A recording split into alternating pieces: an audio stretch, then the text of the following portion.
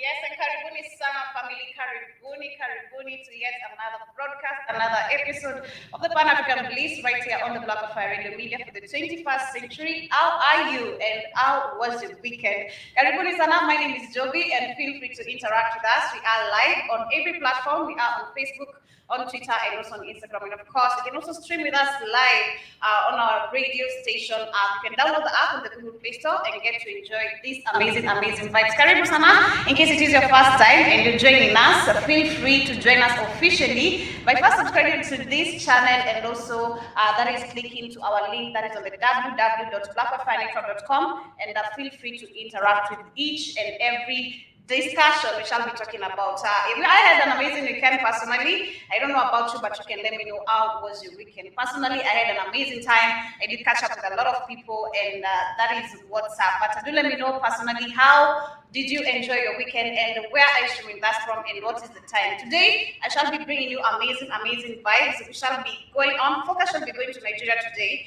And I have a few details to share. We have been talking about corruption in the continent. We've been talking about how our leaders have been placed here to be puppets and to work and make the country to remain in poverty. Today I come with extra details. On Friday we did check about Kenya when it came to the Pandora Papers, and we shared a video which did go deeper, when it comes to how these people are connected to this, how the British is also involved in every corruption in the country or in the continent, and of course the same applies in Nigeria. We know that Nigeria, it is rich in oil, and most of the beneficiaries in this oil, we know it is the European, not the African. And this video explains very well the same thing we've been talking about. Due to lack of information we lack as African, it has led us to not know the value of the minerals or the goods we have in the country. So someone who is very clever, which is the Mzungu, is willing to show us the way to go. And this has led the country into so much poverty. But do let me know how you feel. And we shall be getting to the music once again. I did start the show with an amazing jam right here. And this is by the one and only Timaya and Bunju, Cold Outside. And this is literally true. It is cold today, but the streets are really cold. But feel free to interact with us. Now we shall be getting to the music once again. We shall be back after this short musical break. This is Brooklyn Boss all the way from Kenya. Enjoy this amazing vibe. Kwani cash. Yo, don't put me on a test, how don't you try me? Now you don't drop like a night and drink up. I'm gonna step and I know where you come find me. I took a start approach, you time. Don't put me on a test, how don't you try me? Now you don't drop like a night and drink up. I'm gonna step and I know where you come find us now. We that are smoking but like donut. Y'all slipping on me in a coma. We outside, no corona. Everybody getting beer, sipping no corona. Seen a number, but I mean it, I need no one. Come on, look different, looking at me like a foreigner. Shredding my shade, if she's selling in a quarter, body trying to get the neck, then a dollar and a phone up. Boris bitch, real Boris ass bitch. Everybody real audience, pushing like a toner. I'm forever in your brain like a trauma. Hoes get one cheese, more pussy, get 9 times. Trying to talk like a man. Trying to stay up and I know where you come find me.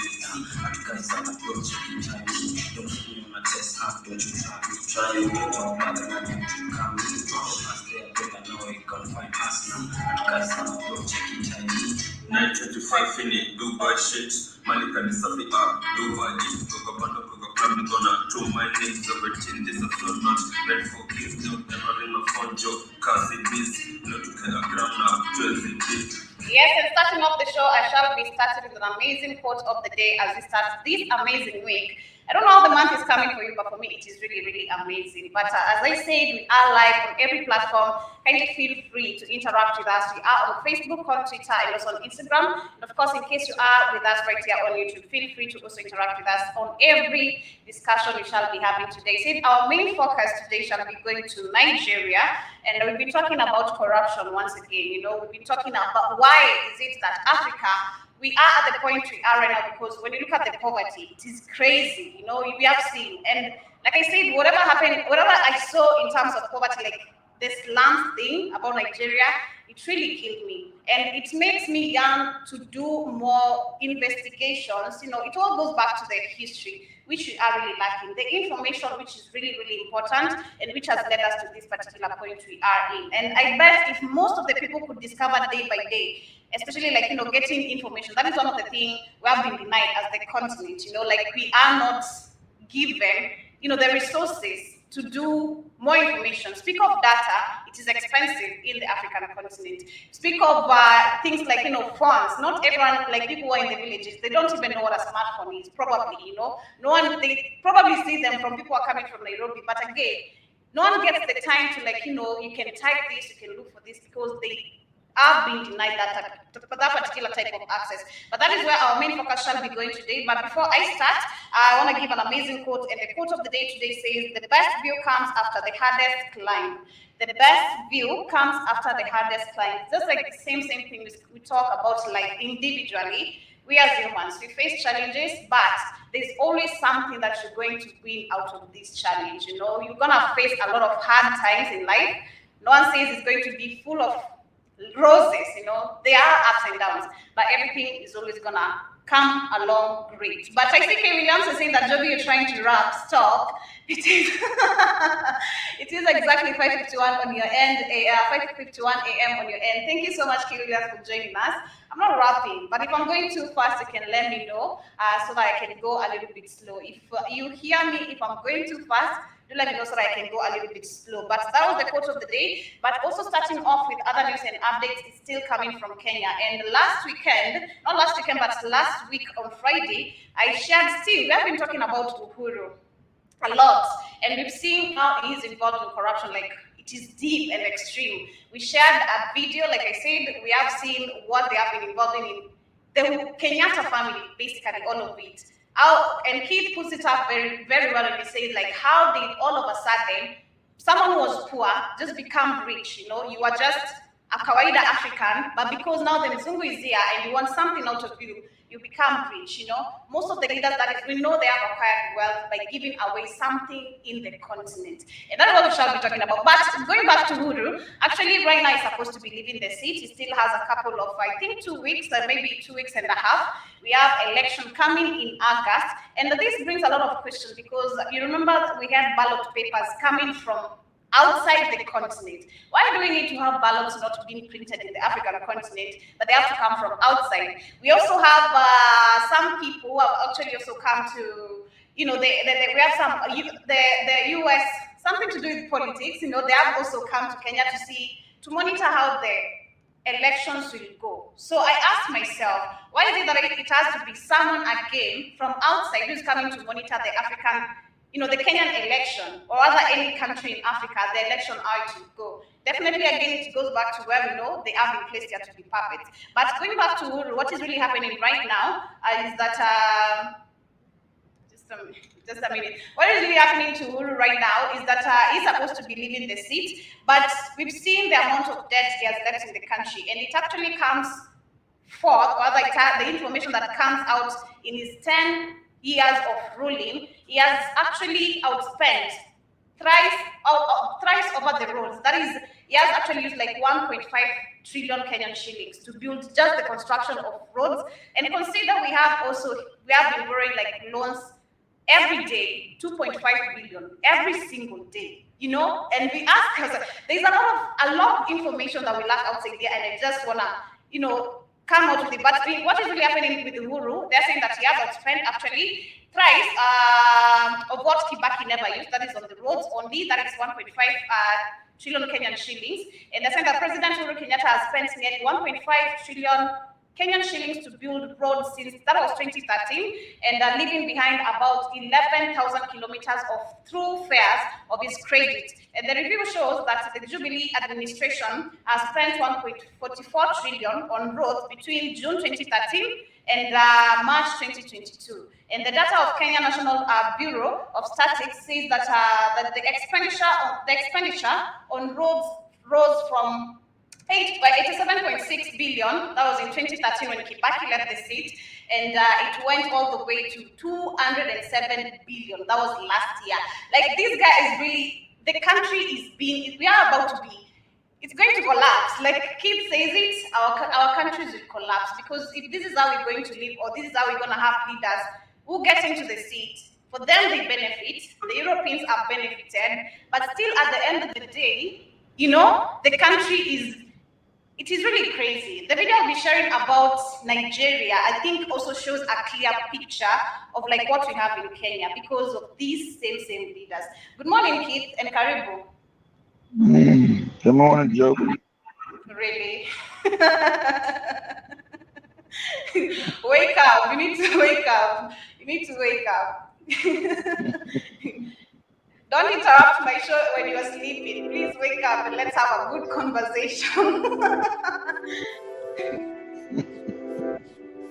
But Karibu Sana, I'm just talking about what is really. Is it you playing? Are you playing something? I did that, Joby. Calm down. Don't go crazy. Oh, okay. Go ahead, Joby. Oh, all right. Well, okay, I was talking about Uhuru and what is really happening in the country. Like, so far right now, we've seen that he has actually spent, 1.5 trillion Kenyan shillings in building roads. You know, he has outspent actually the price of what the Kibaki left. And if you look at the amount of money we're borrowing every day, it is really crazy. And we don't have any development in the country. What to speak about, I'll be talking about Nigeria today, and I'll be sharing a video also. If you talk about Nigeria, like where we are, where Nigeria is the same place I think we are as also Kenya, because none of our countries have developed. You know, this is claimed as development for so many people, the roads and everything, but like you say, there are roads which are way behind. And for us, because we have been kept in a position where you can't see beyond how the other countries are doing, so you don't have the opportunity to travel, you don't have access to visa, getting visa is also crazy, you know. We are lost, you know, and it brings a lot of questions, and you know, our people need to question. Like, Africa's been put in a state of poverty because the rich and the African is not the Africans considered weak and moral and stupid. So they're gonna pray. Sad enough, you got people that they're not people. They're gonna pray. They're like animals. They're gonna pray on weaker people, like you pray on weaker animals. So Africans getting preyed on by other people, like got some little bit. How about right there?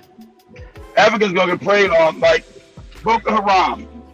Everybody knows it's open secret. Like I knew, everybody knew it was the Rothschild family. It was the French back, because the Rothschild family is big. They're based in England, Britain, France, Switzerland, and Germany. That's their main, in Austria.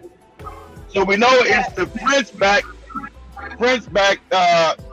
Rothschild family that funds and created Boko Haram to steal the oil from Nigeria. Sure. Yeah, so they're not gonna stop. Somebody made a common sense, like I said, a white person made a common sense statement saying the Africans Nigeria should have went a long time ago and invaded France and declared war on France. But it won't. It won't declare war on France because they have a real military. So you know who you think the dumbass Nigerians don't know who's behind Boko Haram? Anybody would know who the hell's behind it. I discovered today that they do, but fighting back is hard. Most of the people can't fight back. Like there's nothing they can do. Yes, but there's nothing you can do. That is the position most of the African people have been placed. So, yes, the information, but what are you going to do about it? What are you going to do about it? Because it's either we kill you, get out of our way, we benefit, or move, make an agreement, make a deal. That is the position and the point. If I look at also the leadership, that is how we have been placed. And this because of this colonization, we claim that we are colonized, but we are independent. But it's really brought a lot of damage. Because be honest, every day when you're discovering what is really happening, it is crazy and it is painful. What's done a lot of damage? You can't. It's done a lot of damage when you say people are your damn gods and you act inappropriately, keeps your people in poverty, keeps them in poverty, and so it causes a lot of problems. So when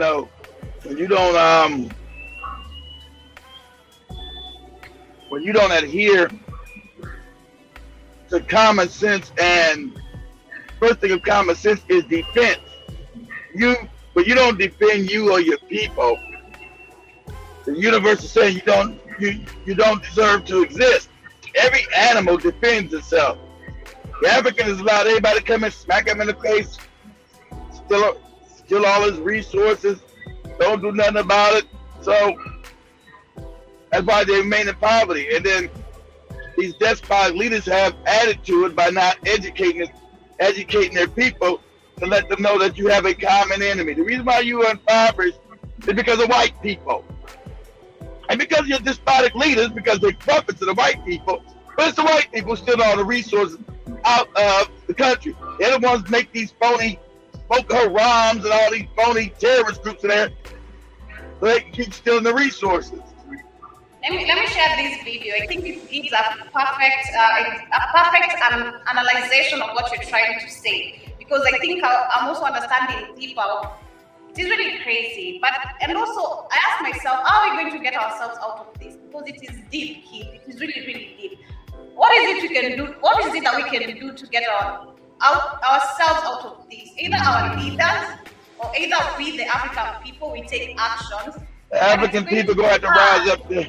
African people going to rise because they're not going to give you education because the white man told them you don't educate these niggas.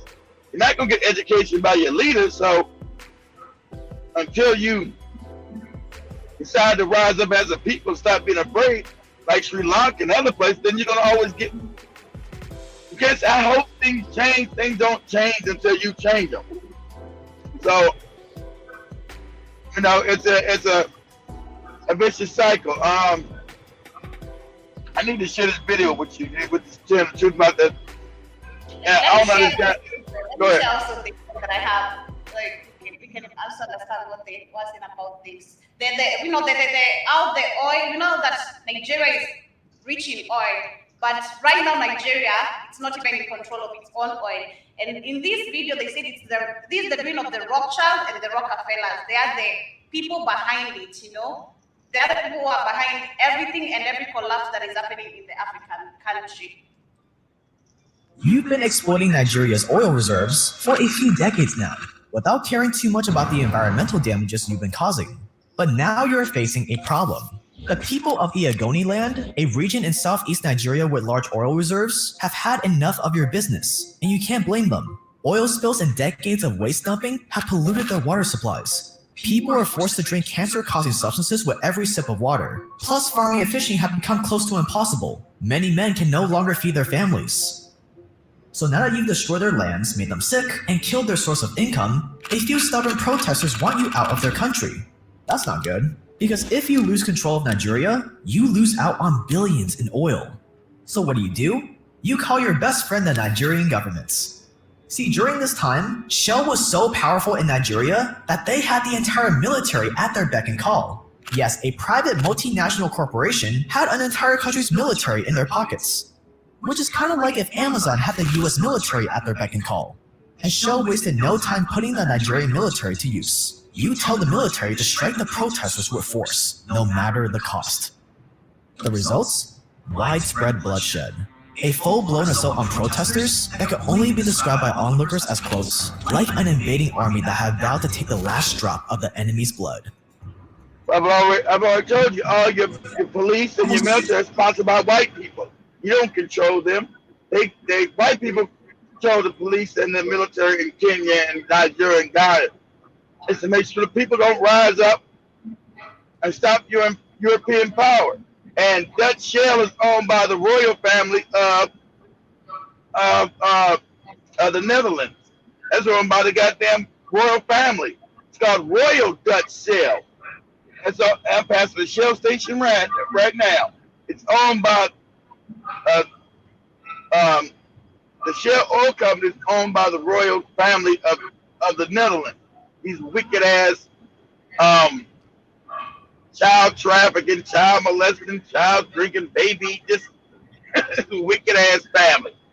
The Dutch, the same people who took over South Africa, who still control South Africa today. The Dutch. 600 homes burnt down, all in the name of protecting Shell's bottom line in Nigeria. But Shell's fight against its opposition was far from over, and they were going to keep fighting as dirty as possible. This is a story of how one oil giant sucked a country dry for all its guts, while leaving a wake of death, devastation, and misery in its path. This is the story of how Shell stole Nigeria.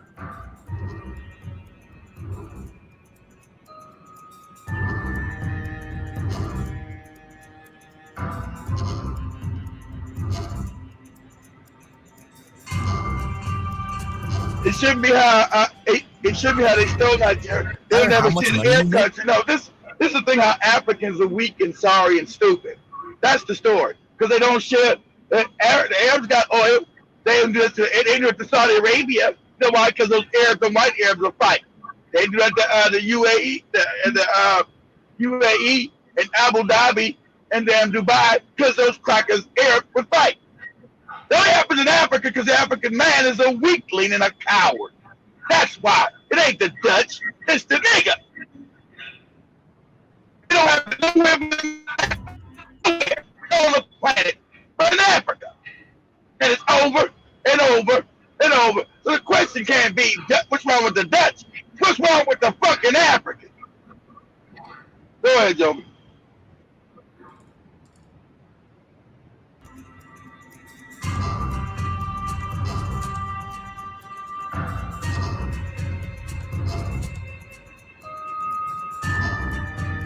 It doesn't matter how much money you make if the world around you has been destroyed. That's why I'm super excited to partner with Ren.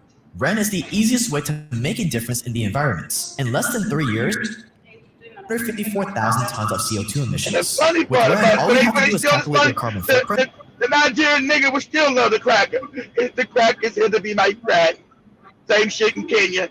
It's only the Africans still said the crackers here to be my friend. He's my friend because he's white Jesus. And you'll see these niggas run up and down Nigeria with that cracker Jesus, all that bullshit they mind while they impoverished, swimming on shit rivers. Go ahead.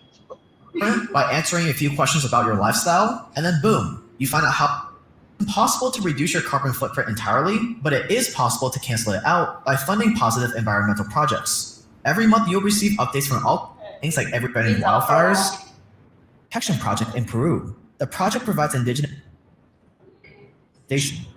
Think about Ren as an investment for 10 trees planted in your name.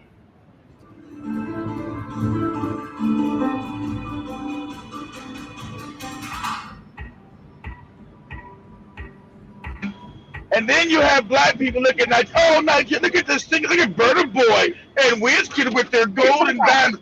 Now you out your fucking mind, these moronic ass niggas. They don't know shit compared to the money that's been stolen out of Nigeria, you idiots. Look at Burna Boy singing his new song. If you don't get the fuck out of here with that moronic ass shit, and billions are being stolen from Nigeria. Is Burna Boy getting people out of shit rivers?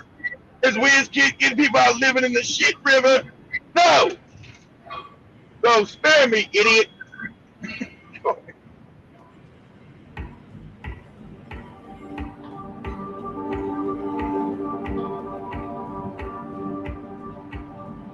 They too busy trying to be like us In Americans over here doing 1833, nigga a shit. businessman named Right? All they doing is copying African American culture, the bad part, the debaucherous culture. That's why they got tattoos all over their body. That came from us, not from them. That's them growing up looking at us on videos and shit. That's why a lot of Americans, yeah, it's copycat. I get it. But they took the worst culture because white people who destroyed our culture here took that wicked shit around the world. And now Nigeria, being the biggest country in Africa, is now taking hold of that backward ass African American culture and now idolize it, and they bringing that shit to the rest of Africa. That weird, that fucked up ass African American culture. All that shit is all Burna Boy and Wizkid are bad copies of African American who are fucked up. Now that's what they are, and that's what they call them. Because when they look at them, everybody in America knows when they look at them, this is some copycat shit. Yeah, the worst of us. They always prop up the worst of us so they can destroy the rest of us. Go ahead, Joby. Marcus Samuel decided to expand his lemon and tea shop. Seashells were all the rage back then, so he started to import and sell them from the Far East. When Marcus Samuel died, his two sons Marcus Jr. and Samuel took over. During a trip to the Caucasus in 1890, the region between the Black Sea and the Caspian Sea connecting Europe and Asia, the two brothers came to realize the huge potential of the oil markets, so they wasted no time and started to restructure their business. They renamed it to the Shell Transport and Trading Company due to their father's passion for seashells. The Rothschilds were active in the business. They built up a considerable position. They had a problem, though. They couldn't sufficiently market their oil. They needed markets, and they were interested in markets in particular. Oh, the Rothschilds again. The potential was very great. They knew a person who traded in the Far East, who we thought had the vision and the guts and the drive to work something out, and that was Marcus Samuel. Having met the Rothschilds, Marcus Samuel recognized that he had a fantastic opportunity to create a new global oil trading company.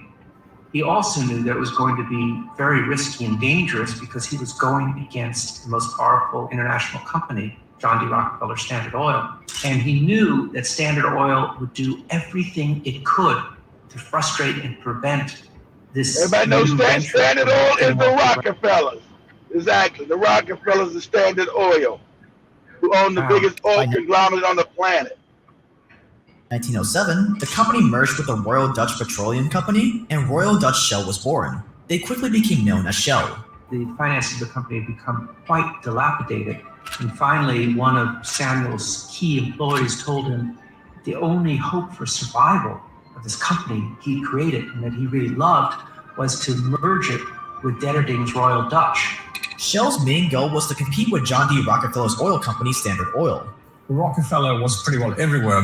In fact, I suppose the nearest comparison I can think of would perhaps be IBM in the 1960s or 50s, a huge share of the world market. And therefore, if a newcomer was about to start in one particular market, he was able to squeeze them out by just slashing the prices in that one market. Challenging Rockefeller's oil empire was quite ambitious, but thanks to the huge demand for gas and oil, Shell had many opportunities to rise to the top. What is your petrol? Super Shell with IC8, Super Shell with IC8. Gives more gold for what you pay. Family motorists in the know. Stop for Super Shell and go.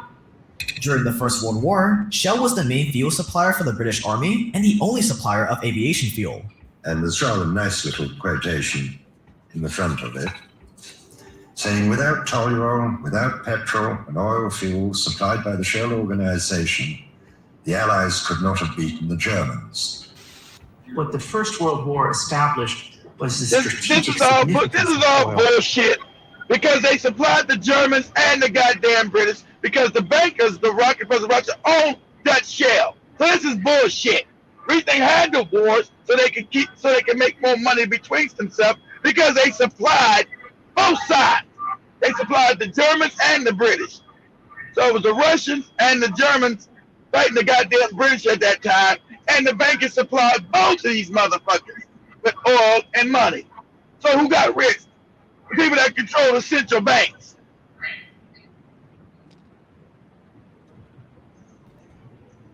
Oil, access to oil, possession of oil, the ability to use oil would be a critical element in national power. And that was one of the lasting lessons of the First World War. Shortly after the First World War, Shell accomplished their goal. It passed Standard Oil and became the world's largest oil company. But Shell was far from done. It was time to keep expanding. But the problem with being an oil company is that you can't just produce more products out of thin air like you would if you manufacture cars, for example. No, you actually have to go out and find more oil reserves. The problem with that is that most countries are protective of their oil reserves because they know just how valuable it is. That's why you need to find oil-rich countries that are also poor. That way, even if they understood how valuable their... You see the explanation? Oil-rich countries, rich are poor. So we have minerals, but we don't know the importance of the resources of literally everything we have, which is crazy. Oil was, they wouldn't have the skills or infrastructure to extract it. So they had... Well, you're ignorant and you kept ignorant and you're over-religious, like African people are, you're over-religious. You don't understand how business works, and you know, and then you worship the same people that's stealing from you. It kind of puts you at a disadvantage, Joe. And then the people that you worship think that you're stupid. They keep you stupid. They say, hey, this is African stupid. We're gonna prop up their governments and make sure they stay stupid because it benefits me. It doesn't benefit me to educate you. It benefits me to keep you dumb and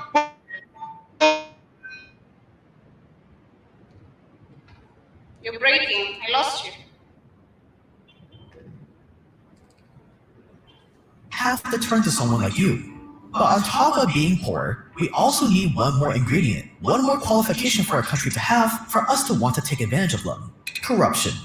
That way, even if the people of the country don't want to work with us, we can just bribe our way in, abuse the people of the country, and still bribe our way out of trouble. Everything becomes easier when the government is corrupt. That's why by the end of the 1950s, Shell set its eyes on Nigeria, and it would turn into a true nightmare for its people.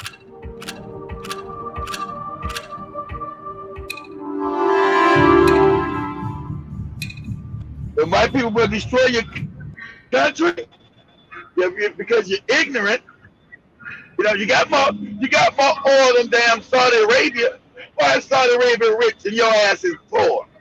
And not just oil that you have in Africa, especially Nigeria. You got gold, diamonds, all other kind of shit that you don't benefit from. Because you know why? Because you're childlike people. That's why.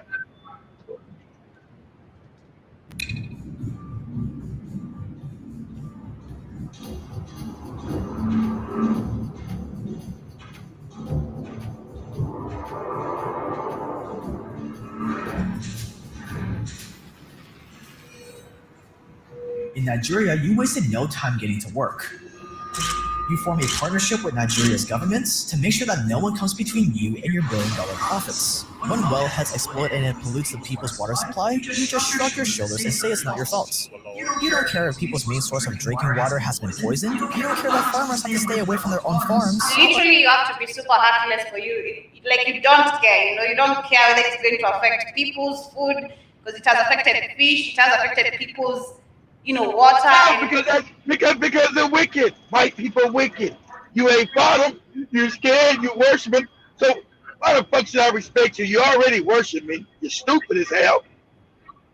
I've showed you over and over again that I don't give a shit about you. And you're still gonna say the white man helped me. The white man came to help me. You'll still say that same stupid shit. Not everybody, but the majority. Your advocates still love white people. Still love the motherfuckers who destroy your environment. Love the same white people put you in poverty. And hell, I don't got nothing to lose. You still love me. I put you in poverty. So what? Igniting a fire. Or the few brave farmers who dare to return to their home have to literally swim through a sea of crude oil. Due to the polluted water, Nigeria's people were facing severe health risks. Families were drinking cancer-causing substances with every sip of water. It also had a devastating effect on farming and fishing. It ain't you funny? You see the same behavior in Kenya, in the Congo, all African nations where this cracker came in. All of them have these environmental problems. Africans dying of diseases and shit that the white man brought. Absolutely. But the African refuses to unite. He can't see where his poverty's from. Because before the white man got there, you controlled all your resources. That's why you had people like Mansa Musa and other people. That's why you were the richest people on the planet. That's why universities start there, because you were rich. African people, quiet as kept. You're the richest people on the planet. It's just that now you're stupid, and everybody else controls Africa but you. You won't fight for it, so people saying, fuck you. We're going to take it from your dumb black ass. While the Chinese are there. Chinese are not there to be your fucking friend. Just like the cracker never came to be your fucking friend. Came to dominate your black ass and steal the resources because Africa's rich. They said, if you don't defend it, you won't fight for it, then we'll take it from your stupid ass. And that's what's happened. All of this pain and suffering led to protests against Show. They wanted Show out. They wanted these foreigners to stop taking their wealth and destroying their home, but you were having none of it. With Nigeria's government in your pockets, you allegedly go to them and whisper in their ears, if you want us to keep lining your pockets, you better get the military to take care of those pesky protesters. The same thing that is happening also in Kenya. Uhuru was also told the same thing. I told you that, Joby. Same thing happened in Kenya. Yes. Same thing happened in Kenya. When you started the uprising, I told you the white man controls all your police and military on the continent. These despots don't. That's to make sure you niggas don't rise up. If they have the military, it's not a real military. They can't really fight no real war against nobody else, but it's people. It keeps it not strong enough to fight the French or the British or the German, who's ever steal it, but it's strong enough because I've already kept you ignorant. We're already 100-something years behind in education, so you're ignorant, but you do know when shit ain't right. So eventually you're gonna uprise, and that's why I got my military there to put you niggas down.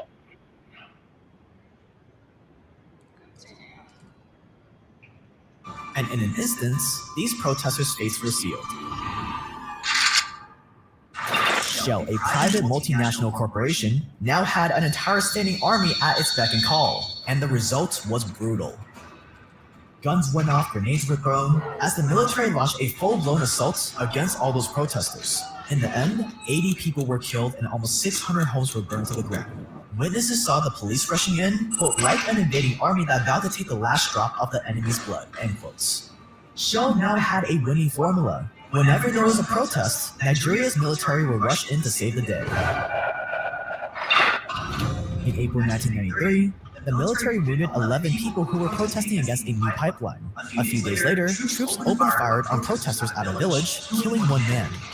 But Shell soon ran into another problem. The Nigerian military was poorly equipped to defend your oil operation.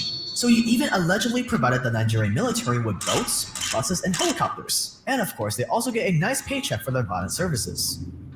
After Nigeria's task force shot at thousands of protesters outside of Shell's compound, you feel nothing but gratitude.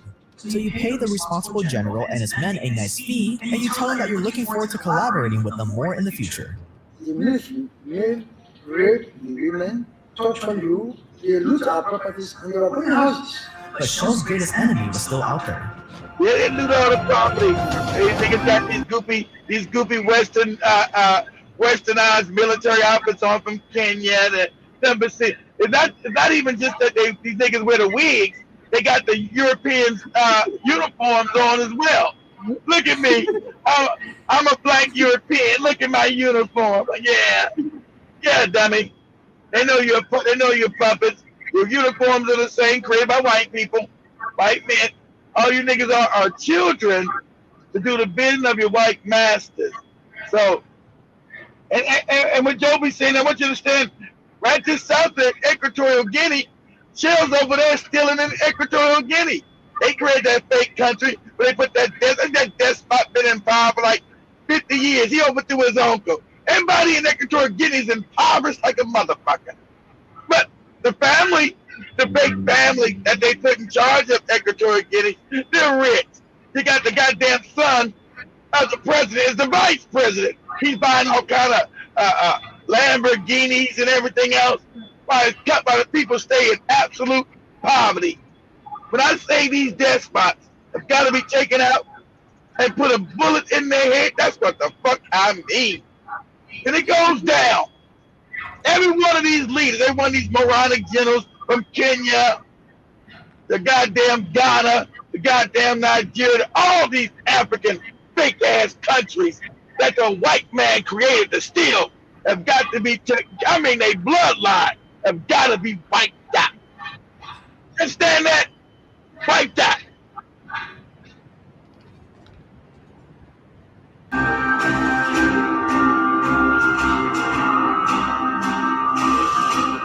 This is what Africa hasn't developed in the last 100 years. Ken Saro-Wiwa was a Nigerian writer and environmental activist. He was also the president of the MOSOP, the Movement for the Survival of the Ogoni People. In 1993, he led a non-violent protest against the pollution of the Ogoni lands, land, and waters. We are going to demand our rights peacefully, non-violently, and we shall win. Hey, you niggas talking about doing something peaceful, non-violently, don't get you murdered in the streets. And you're not gonna get nowhere, so I already know what's gonna happen with this. Absolutely nothing, moron. He was killed. He was killed. Of course he's gonna be killed. I knew it. Yeah. Of course he's gonna be killed. We're gonna protest non-violently and talk. The white man don't give a fuck about you protesting non-violently. He's gonna put a bullet in your head and get rid of you. You're fucking up his money. Go ahead, Joey. Remember, the Ogoni land is a region in southeast Nigeria with large oil reserves. But that protest didn't go as planned, because in the following weeks, Shell continued to expand its operations in the Ogoni land, devastating more communities in the process, all with the blessing of Nigeria's governments. In the eyes of Shell, this activist Ken Saro-Wiwa proved to be a nuisance. He was the most stubborn protester you faced so far, an idealist who would stop at nothing to get Shell out of Nigeria. Saro-Wiwa and his MOSOP group started to sabotage Shell's infrastructure and even intimidated Shell's workers. And his strategy worked. Shell had to pause its operations in the Ogoni land for a governments are not governments. They're not governments that work for you. The despotic organizations created by crackers to benefit crackers, not you. So when you say the moronic shit in Africa, what about the government? The government wasn't created for your stupid ass, dummy. Created for white people to steal. That's why all your governments are white organizations. They're all white European government structures. They're not African. Your codes are not African. Your judges are not African. Ain't nothing about your shit African. That's why they steal from your moronic ass. Go ahead. A good amount of time, and every single day the operations were paused, you were losing out on tons of profits. All because of one man. Shell had found a worthy opponent, and it needed to teach this guy a lesson. And here's the thing, when you're faced with a worthy opponent and you have the opportunity to strike, you cannot hold back. You cannot show any mercy. Why? Because if you only crush your enemy partially, they'll eventually recover and seek revenge. That's why the only way to win is to crush your enemy totally. We're talking absolute brutality to make sure that they can never get back up. So you allegedly sit down with Nigeria's governments and map out a plan to take down Saro-Wiwa and his MOSOP group once and for all. Only 3 weeks later, you see your opening. 4 of the local chiefs were brutally murdered by a mob of angry youth. This was the perfect opportunity to pin those murders on your enemy. Saro-Wiwa wasn't in the area that day, but that doesn't matter. And the best people, the white man, you Negroes are tribal. That works in my benefit. I can always put you against each other because you morons are tribal. That's another great thing I got in Africa. You niggas are tribal. You're primitive tribal people. So I can put African against African on my benefit. So, oh, look at this African. This tribe is getting more than you, goofy tribe. And this tribe is worse than that. And that tribe is trying to overclock to take it all. Well, I'm the one taking all of it. Go.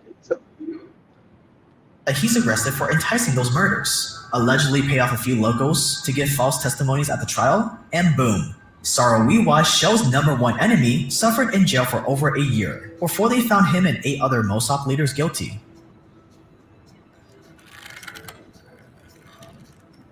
On November 10, 1995, Saro-Wiwa and the rest of the Ogoni 9 were hanged by the military.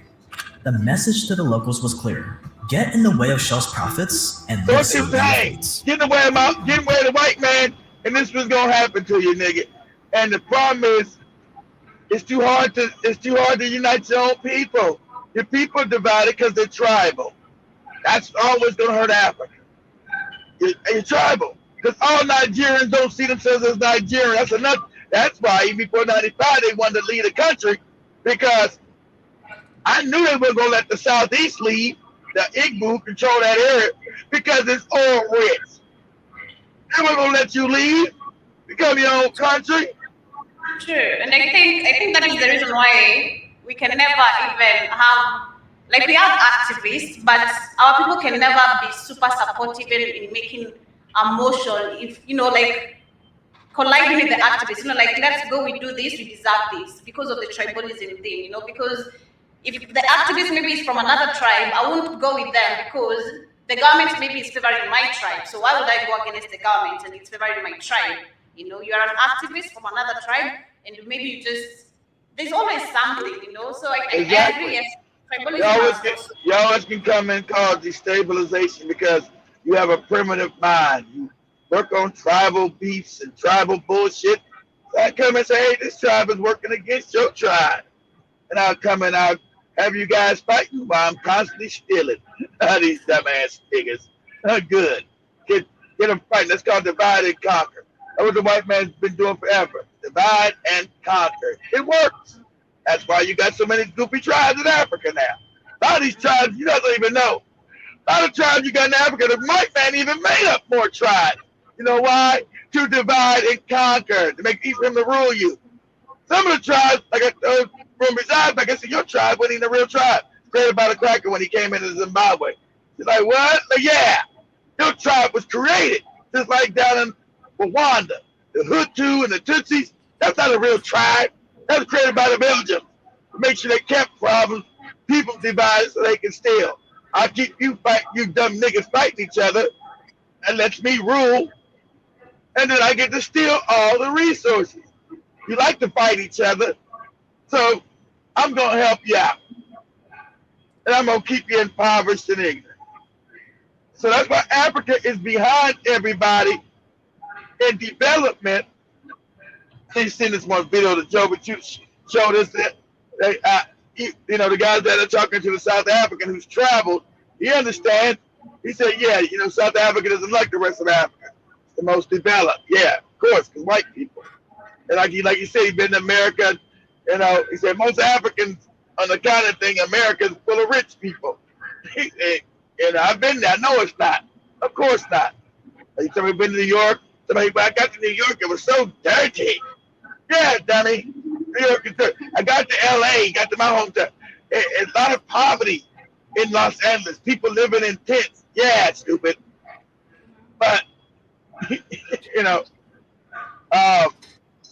said, it's the white man who's done this to all us throughout the continent, even in South Africa, the damn divide and conquer. And that's the truth. You got that right. Divide and conquer. So, until Africans understand and like temples have access to information, you're not going to fight nobody ignorant. The number one problem in Africa is the ignorant. You've been made ignorant as hell. You're not going to be able to fight anybody if you don't know who your enemies are, how to identify your tribalism that comes from your ignorance. So the number one problem in Africa is education, ignorance. Africa, and I may be an African and hurts me say, Africa's dumb as shit. You'll go there and you'll cry talking to people on the street. You're like, what the hell is going on? We can just say they really worked. They really worked very well in doing the brain damage, because the brain is the problem. You have to use the brains, But if you're brainwashed, you're religiously washed, and politically also, you can't question anything. You don't have a voice in your government. You're just there. And also, considering that our leaders have been kept here, to keep on also brainwashing us more, people will not realize anything that is going on. I mean, it will take time. I've realized there's some couple of people who know the truth, especially in the terms of religion. There are those who are, not with it. They know it's a scam, it's something, a weapon that has been used, but the majority don't know that. The majority, the brains are locked, if you can That's say what I just said. I said it's the majority. I'm not saying that everybody, it's the majority on the continent. Exactly, it's the majority. And that's the problem. It's the majority. And these despotic leaders. Let me send viewers. The one who wanted me to let me finish this.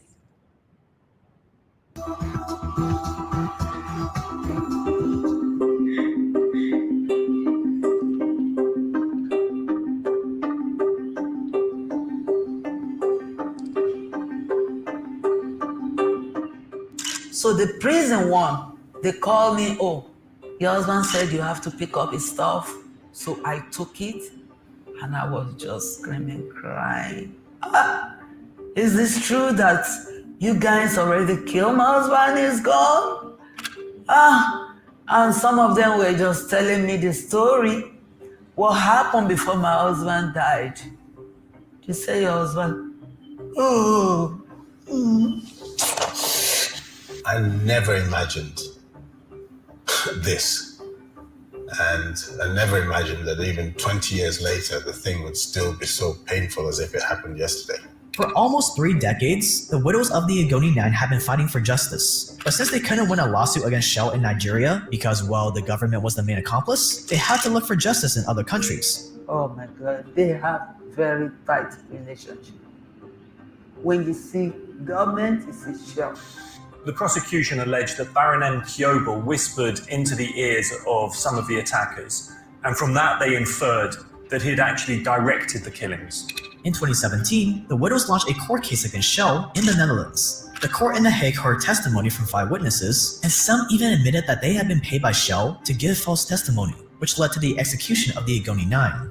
But the judges decided that the evidence was just not enough to hold Shell accountable.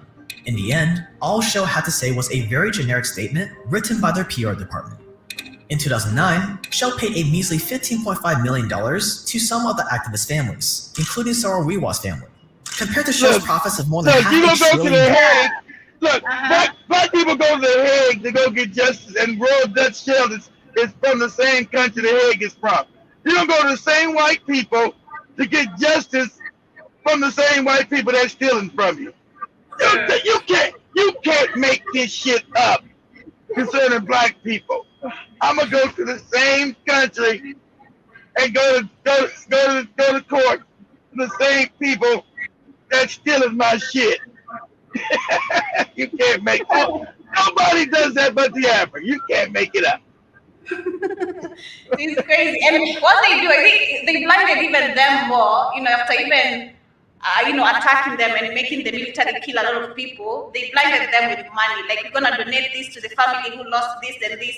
Then that is it. That's the case is over. We're not gonna talk about it anymore. We paid you, we gave you money, and that's it. It's over.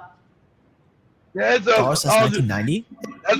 That's why you got Negroes swimming on shit in Nigeria, because of this corruption. Probably weren't too worried about this fine. Amnesty, a human rights group, studied thousands of Shell's internal documents and found that Shell, quote, encouraged the Nigerian military to deal with the community protests even when it knew the horrors it would lead to: unlawful killings, rape, torture, and the burning of villages, end quotes. The internal Shell records that reviewed through. And it's your government. It's your government who's supposed to be helping you. But when the white man say, hey, kill these niggas because they fucking up my oil profits, which is your oil, but the white man's got control of it. Ain't it funny? White man's got control of your oil in Africa, and then you turn around and kill your African people to make sure the white man's profits don't get fucked up. You can't make it up. That executives encouraged the Nigerian government and military to deal with these Ogoni protests. And why isn't the white man treat you like Jesus in your religion? You niggas still worship him? Still running around talking about the Jesus? Why Jesus ain't come and give you your fucking oil back, nigga?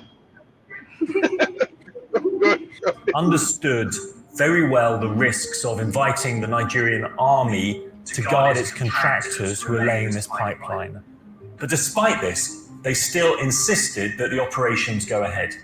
They were really buying the special forces for future assignments and to make sure that they would all European armies, look, they're like European drugs, like they are in Kenya, trained by the Europeans, make sure these niggas stay in place. The outfits of Europeans and not African. Same ones, just different colors. They change the colors. It's the same outfits they wear in Kenya, same ones they wear in Ghana. They're trained by the cracker to make sure the black people don't rise up and get Africa back. All the outfits they got on with the hands salute, all white people shit. Ain't none of it African. None of it. All of it is European. From the very shoes they wear to the uniforms, all of it. Go ahead, Joe. doing their favors. And they were really not sending a signal that killing people is out of the order. To this day, Shell denies any involvement in the executions. I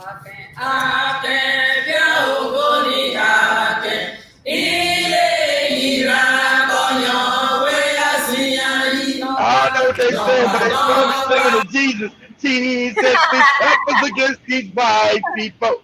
Jesus, help us against these white people killing and stealing our oil.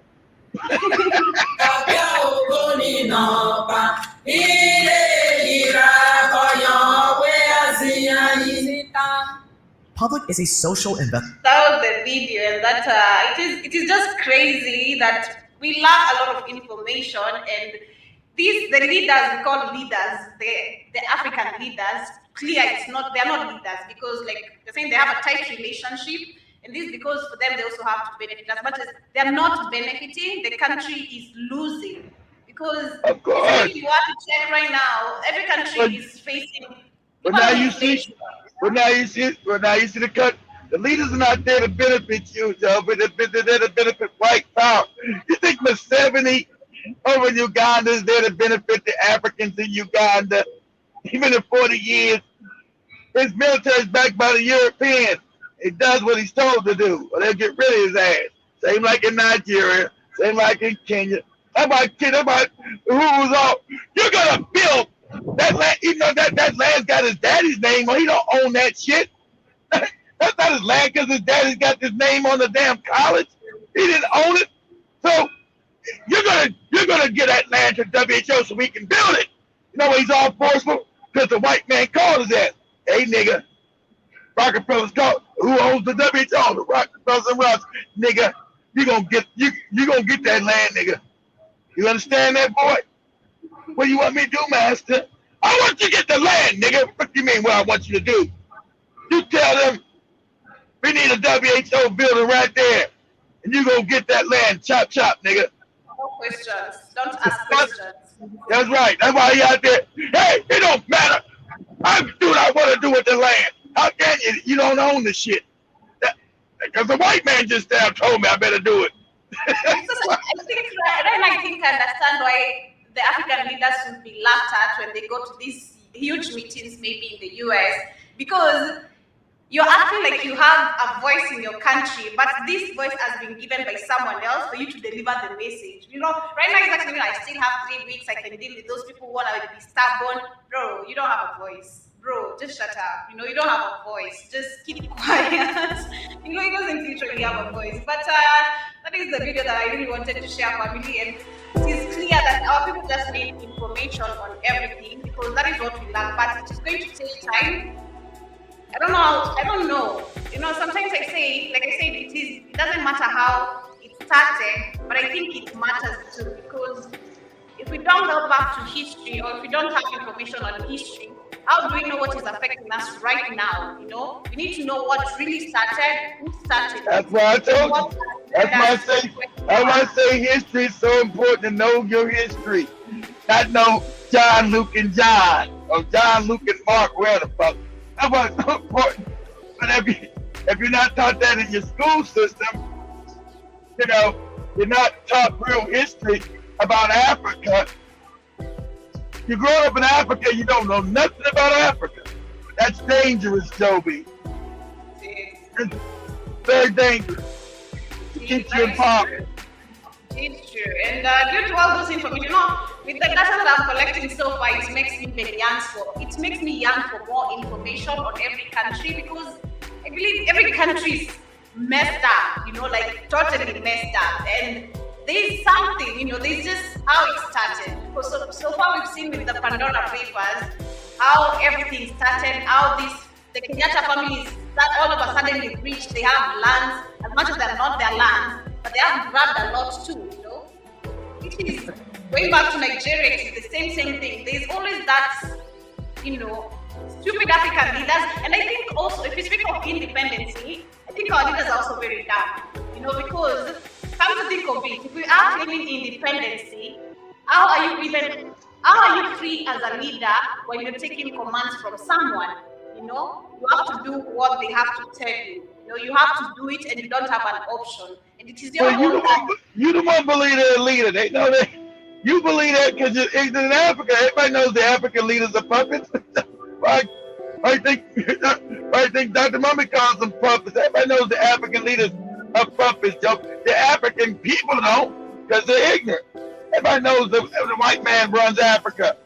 You couldn't rule yourself and be on the richest continent on the planet and be impoverished. Africa's the richest country, and Africa's the richest continent on the planet, and everybody's trying to get the hell out of there. Because you don't own anything, you don't run it. White people run it. That's why it's impoverished. They steal all the money and wealth out of Africa. Look, Nigeria's one of the biggest oil-rich countries on the planet, and yet it's got problem with gas. How's that possible? Oh, we got no gas in Nigeria. We got no petrol to fuel anything. What? You're one of the biggest oil producers on the planet. You know why you got problems? Because that shit don't go to you. That's why. And that's why I'm talking about, as Katie said, they're going to build a new pipeline from Nigeria to Europe. You know why? Because Putin is cutting their ass off, and they need their black slaves to make sure Europe doesn't collapse.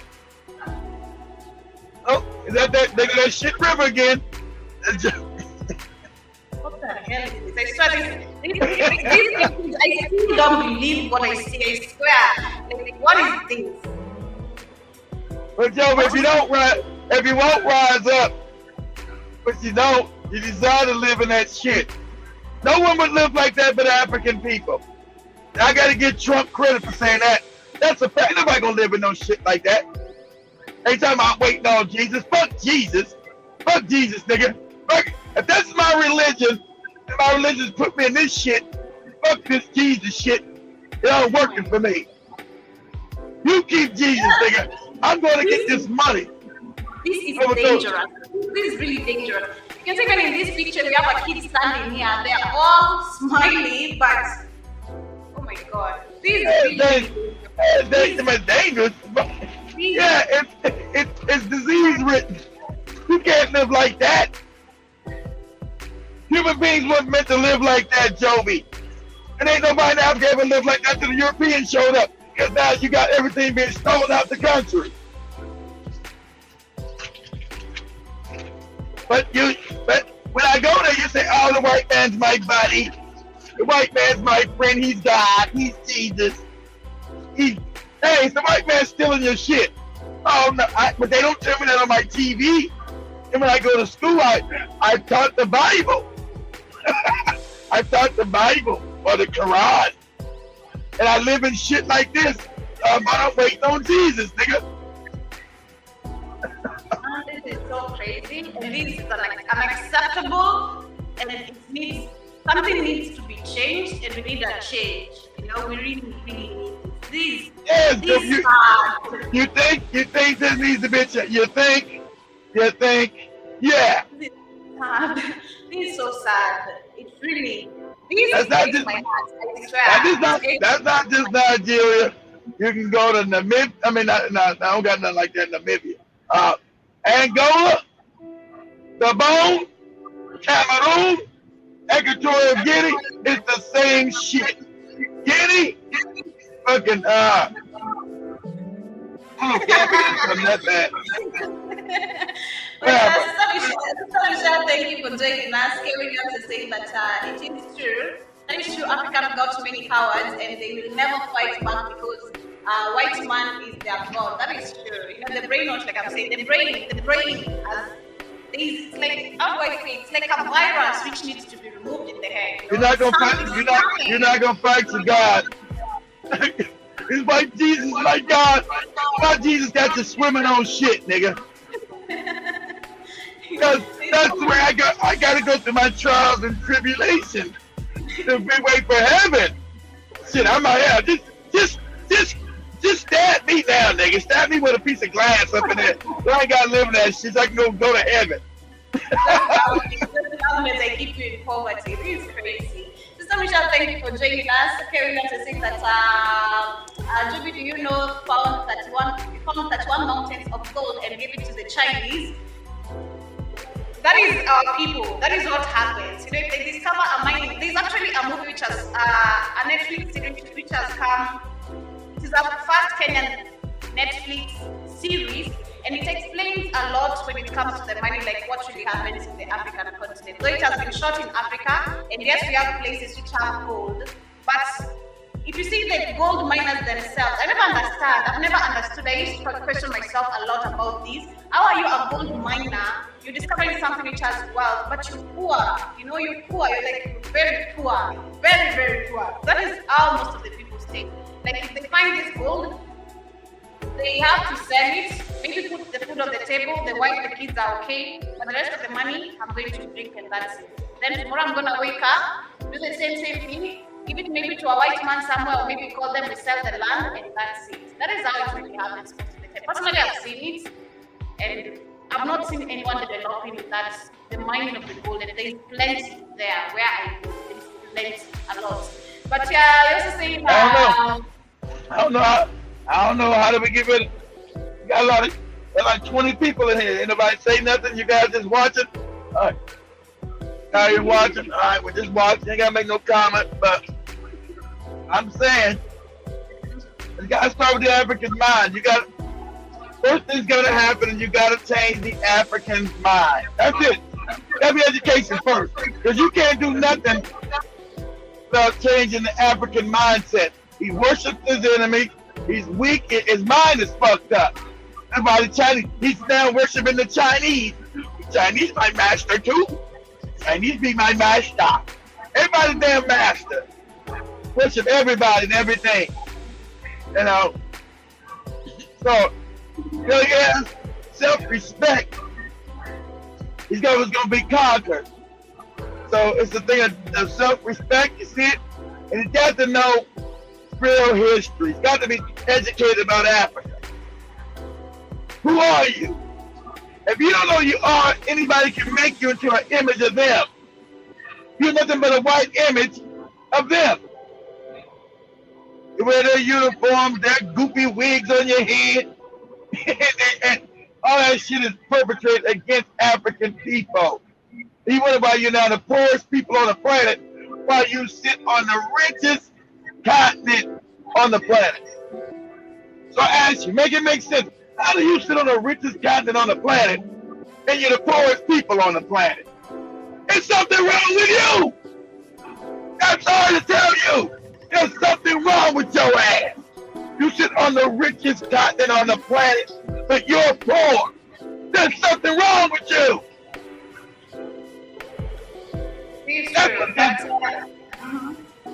That's what's gotta be said. Nobody wants to say the truth. Everybody Tampa wants to be in that in South Africa. No one wants to tell you. There's something wrong with you. You sit on the richest continent, but you're poor. There's something wrong with the African. You are a moron and you worship your enemy. You're uneducated and you have a problem with worship. Your worship's fucked up. You worship people that hate and despise you. And then you fight about worshiping this wicked ass cracker. And you the only people that done it. Don't tell me when they came to China, Japan, India, the white man went everywhere. They colonized them too. But you know what they didn't do? They didn't worship the white man. It's okay, you guys. You be in the military, and you got I'll be damned if your ass. A black man and woman, okay, you conquered us, and we're going to worship you too. You're like, what? And today, don't nobody worship them some white Jesus more than this moronic ass nigga. White people don't even worship white Jesus like black people do. Black people run your ass over again. You go, like with Joey's friends last week, you going to church? No, nigga, you go. You go worship the cracker. See what that gets you. Yeah, I think we were going to church, but no, we're not going to church. We're not going to church. Williams, you are saying that, did I see your wallet? Did you see Spikes? My wallet is missing. Please, cut the cord, okay? If you do an average assessment, just goddamn knowledge, and let's say assessment or analyzing. Okay, you Africans all worship Jesus. Where's that guy? You've had Jesus at least now, what, 150 years, the white man completely took over Africa? 150 years, you're the poorest people, you're the most ignorant people. What has white Jesus done for you? Let's do a cost analysis like any business would do. Cost analysis. What's been the benefit of you worshiping this cracker? Oh, absolutely nothing. You're pouring it when they brought it to you. You're more ignorant than when they brought it to you. So show me the benefit and you worshiping other people as gods. And then worshiping their God. You think they don't know what they look like in Africa? They see you group of niggas with them wigs on and their uniforms on, and they gave you the, yeah, we still control Africa. Their minds are fucked up. We still control it. That's why most of the African can't wake up, because we still have the same mindset, starting from our own judges, our own leaders, literally everyone is messed up with the mind. Not me though. I'm okay.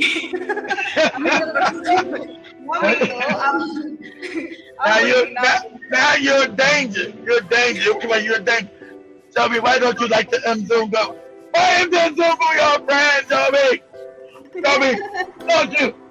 Don't you want an Mzungu boyfriend with a tail and lice? Don't you want an Mzungu boyfriend that got the tail and the lice? I think in this generation, that who are born, and I think you are just meant to wake up and follow the right path. Because for me, since childhood, I never loved churches. I never loved going to church. I never loved going to school. Let me be honest. I really hated school so bad, but I had no option. You have to do it because people do it. You can't question why they do it. You just have to go, you know. You have to go to church because people go to church on Sunday. Why on Sunday? Why does it have to be on Sunday? That is another question. Why Sunday? Why not Monday? Shit, them Negroes in Africa been in church all damn day of the week. Not just Sunday. They've been there Monday, Tuesday, Wednesday, Thursday, Saturday, and Sunday. But you got, when came to that story, you got that story on the Rhythm Scoop Show, them goofy niggas in Nigeria. And they was in church for goddamn 3 months waiting on Jesus. Jesus coming? Is Jesus coming, Joby? Crazy. I never loved Zungu. I never desired to date a Zungu. I've always been there, just there, you know. You did, but your grandma. You did, but your still Joe Peter. Can you bring us that Zungu, please? No, I've never been interested in any Zungu. I asked you up there about your grandma. That's how you know the mind is fucked up. They won't worry about the tribe. They won't worry about whether you bring a Kikuyu, Lu, and Gamba. Little Joe Peter, can you bring us Ellen Zungu? I used to imagine myself like if I ever had a Zungu boyfriend holding him, you know, it feels weird, it just feels off, you know, something is just not okay. So Joby be laying in bed, Joby laying in bed next to Joby had no information, she had a Zungu boyfriend. He got out the bed and brushed across and all that lice with no face. Like, what the hell? What the hell is going on? What are these bugs? I told you. But family, let me end the broadcast of today over Alright. here.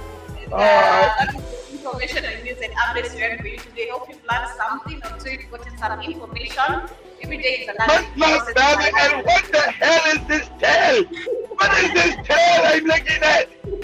No You be way. quiet. I can't even go there. Oh my God. You want to know nothing about it, Joe. So you I think I'll go nuts. Gosh, you imagine? Oh my God, I think I'll go crazy. I don't even imagine myself. I don't even like crazy. Even on the legs, the bugs, but the tail, no way. But you want to know nothing about it until you see it. You're like, what? What is this? What is this? What do you mean, what is this? I'm white, I'm Jesus. We have lice. It's the bugs. I've never seen such a thing. That's what gods have. Gods have bugs in our head. It's crazy. It's really nasty. But much love, family. Much love, family. Thank you, Ken Williams. Thank you, Sister Michelle, for joining me. To the rest of the family, please interact on Katie's show. Don't, be interactive, you guys. But thank you so much for turning up and for tuning in. Ask Katie what's popping. Those bugs. Ask Katie what's popping. Those bugs in her face with her Zungu boyfriend. That's what's popping. Them bugs pop you in the face. Much love, family. Have an amazing day on your end. For me, to you. See you on the Rhythm Scoop show later on. And do remember to leave a like button